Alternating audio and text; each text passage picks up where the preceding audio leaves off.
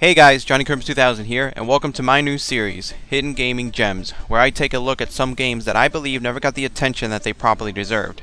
In my opinion, these games were overlooked for various reasons that left them either forgotten or with an undeserved reputation. Now remember, this is my own opinion, so we're not going to agree on everything. This is just my way of giving credit to some of my favorite games. If you have your own opinions, that's what the comment section is for. Without further ado, welcome to Johnny Crims 2000's Hidden Gaming Gems. Today I present a rather forgotten game by the name of Voodoo Vince, a game released for the original Xbox that I feel hasn't been given enough credit.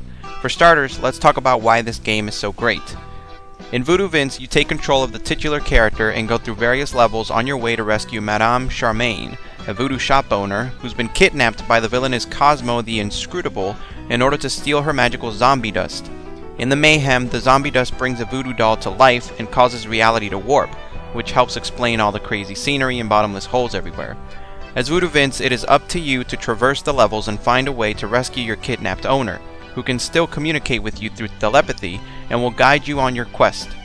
What ensues is an adventurous platforming game with a whole lot of creativity, huge and memorable boss battles, and incredible atmosphere.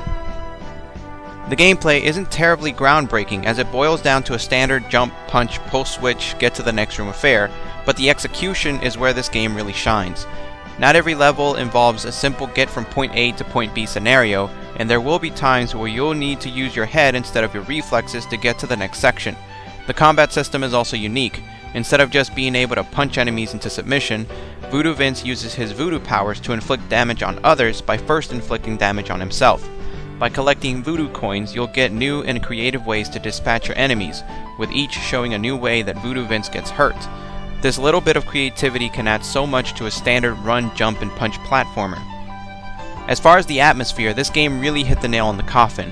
The game takes place in the Big Easy, New Orleans, Louisiana, a place just oozing with a rich culture, and this game reminds you of that culture almost every step of the way. For starters, the music is fantastic, with a mixture of light-hearted and upbeat jazz when the action picks up, to slower, mysterious melodies which highlight the tranquility of the bayou. The voice acting itself is done very well, and even though this could be considered a mascot platformer, none of it seems forced or gets annoying. In fact, I would consider the subtle and sometimes dark humor to be a highlight of the story. And finally, the environment itself. It may just be my own love of New Orleans, but I couldn't get enough of the scenery. Spooky swamps, the tranquil bayous, and the upbeat city streets. This game reminded you of how unique a place like New Orleans can be, and it's one of the few games to have taken advantage of this type of rich environment. So you may be wondering, if this game is so great, why had I not heard much of it, if at all? For starters, it was released for the Xbox, a console that was, and still is, more popular with older and more, quote, serious gamers, who were content with playing more mature-rated games instead of a platformer that could have been right at home on a Nintendo console, and probably would have done better on it too. The Xbox was simply not the place for platformers or anything remotely resembling a mascot. Just to put things in perspective, other games released around this time were Rainbow Six 3, Prince of Persia: The Sands of Time, and Star Wars: Knights of the Old Republic, not to mention the first Call of Duty game was released on PC. Poor Voodoo Vince never stood a chance. Aside from that, this game, like other Microsoft games of this era, never had a sequel, and was one of the few Microsoft games that was not backwards compatible on the 360, meaning that new 360 owners were unable to play this game even if they had it. Despite all these setbacks, Voodoo Vince is still an awesome game that I would recommend to anyone. If you're looking for a creative and fun platformer that doesn't involve plumbers and hedgehogs, then you can't go wrong with this hidden gem. Go out and give it a chance. You may be surprised with what you get.